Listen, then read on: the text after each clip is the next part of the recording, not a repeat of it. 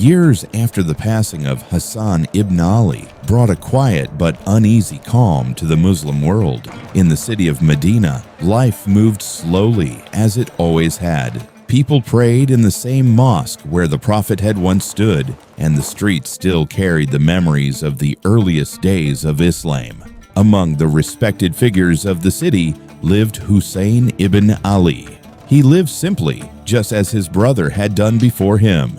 He spent his time teaching, helping the poor, and guiding those who came to him with questions about faith and life. Many people looked up to him, not only because he was the grandson of Muhammad, but because of his honesty, courage, and deep sense of justice.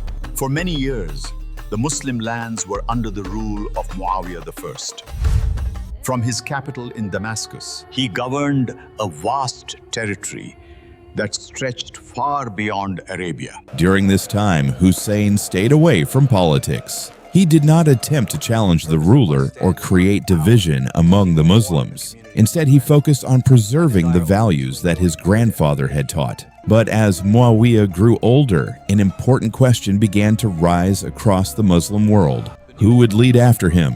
For generations, leadership among Muslims had been determined through consultation and agreement among the community. But Muawiyah made a decision that would change that tradition. He chose his own son to succeed him. That son was Yazid I. This announcement created unease in many parts of the Muslim world. Some people accepted the decision, believing it would preserve stability. Others felt that leadership should not become hereditary. Among those who watched this situation carefully was Husayn. For now, he remained silent in Medina. But soon, silence would no longer be possible. In the year 680 CE, news spread quickly across the Muslim lands. Muawiyah had died. With his passing, Yazid I officially became the new ruler of the Muslim Empire. One of Yazid's first priorities was to secure loyalty from influential figures across the Muslim world. He understood that without their support, his rule might face challenges, so letters and orders were sent to governors in various cities. One of those orders reached the governor of Medina. The message was clear. Certain individuals must pledge allegiance to Yazid. Among the names mentioned was Husayn ibn Ali. The governor understood that this request was sensitive. Husayn was not an ordinary person. He was the grandson of the Prophet, respected by many across the Muslim world. Still, the command had come from the new ruler. So one evening, Husayn was invited to meet the governor. The meeting took place quietly, away from the public eye. The governor informed Husayn of the new ruler's demand. He must pledge loyalty to Yazid. For a moment, the room felt heavy with silence. Husayn listened calmly. Then he gave an answer that would echo through history.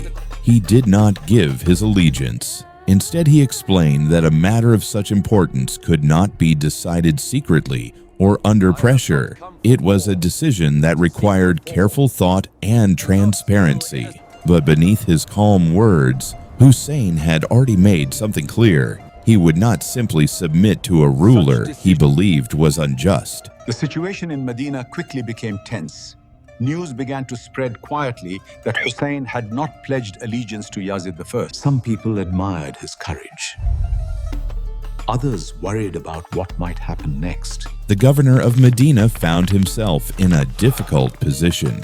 On one side was the order from the new ruler demanding loyalty. On the other side was the respected grandson of the Prophet. Pressure began to increase.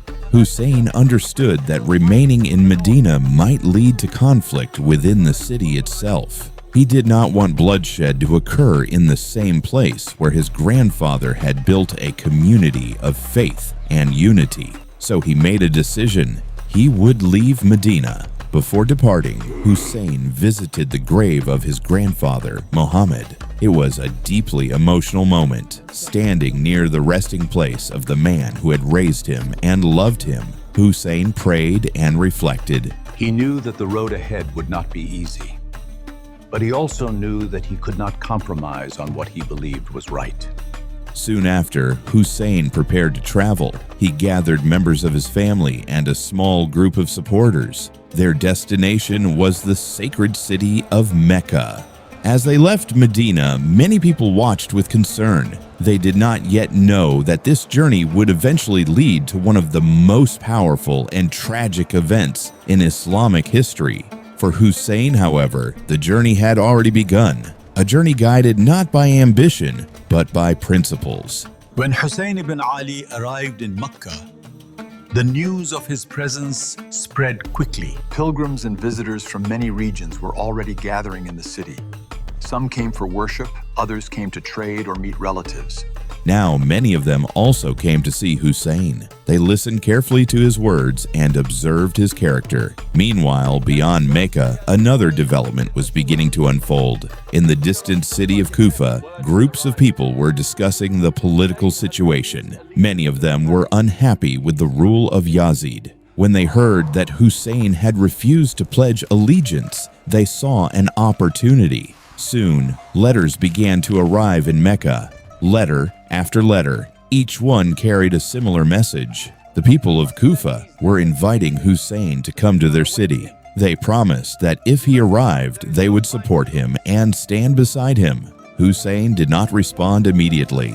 He understood that such promises could be complicated and uncertain. Still, the letters continued to arrive. Dozens, then hundreds, each urging him to come. Husayn knew that any decision he made would shape the future of the Muslim world, and soon he would have to choose whether to remain in Mecca or begin a journey toward a land that history would remember forever, Karbala. The road to Karbala had begun.